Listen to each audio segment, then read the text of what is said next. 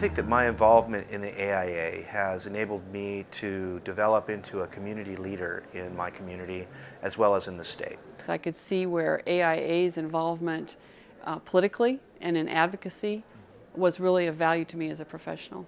To have involvement with your local chapter at a local level, influence local policies, get involved at the state level, influence state policies. You know, architects really don't have a lobbying body but the AIA to lobby for the interest of architects. And right now, with the way things are going with global climate change and things like that, really it's the only venue that architects have to put a collective voice together to make change within our state, change within our country, and really global change. I joined a group in the Seattle AIA firm, or AI group, around a specific civic issue. It's an urban design issue with Seattle's waterfront.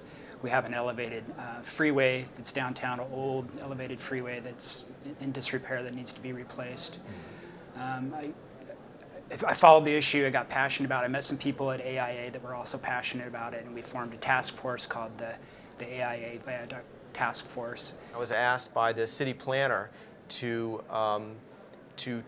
chair a design review committee for the construction of a major long-span bridge over a federal highway that went through our city.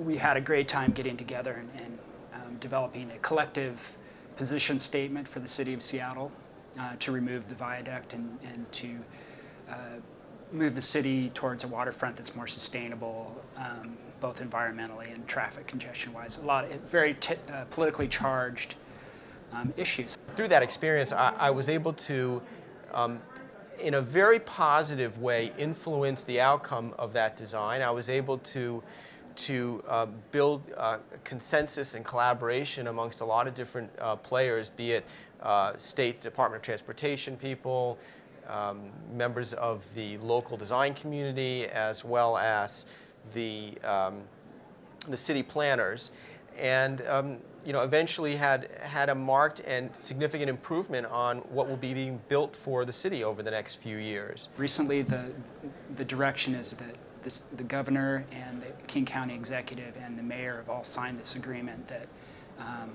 the viaduct will be relocated in a deep bore tunnel underneath the city and free up the waterfront. So now our group is looking at, you know, how can we make the waterfront more appealing to the city and more of a, you know, front porch or entry, you know, a great place for the city. So my advocacy also happened to impress the design engineers to where they actually asked me to work with them on some future projects as actually their design architect, their bridge architect. So it never started off with my wanting to be a bridge architect, but simply my caring about the community, my role as an architect within the community, and it just leads to different areas that can't be really predicted. I think that architects have a unique social responsibility to use their expertise to provide innovation for green building. We're lucky enough to have the resources at our disposal to develop new ways of designing and using energy and building buildings that are healthier for people. That's unprecedented anywhere else in the world, and we need to take that responsibility seriously and start to design buildings that can affect the way that people in other countries are designing things.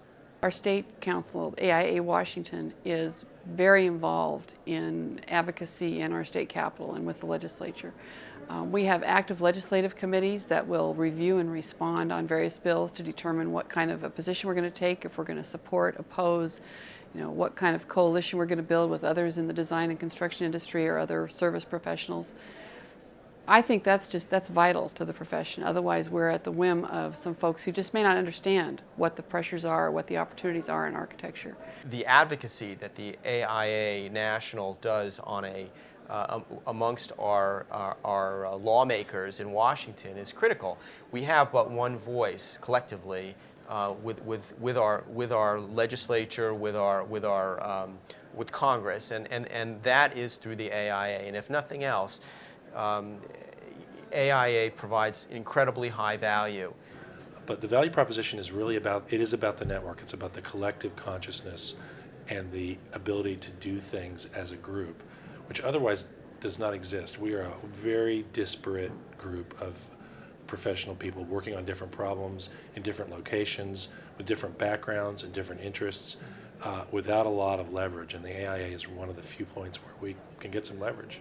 Individually, we can all contact our senators and Congress people or write letters to the president, but only when they receive hundreds and thousands of that kind of input are we able to have positive impact. And certainly recent funding for sustainability within the stimulus package is clear evidence of that, and we have to continue that kind of advocacy as we move forward.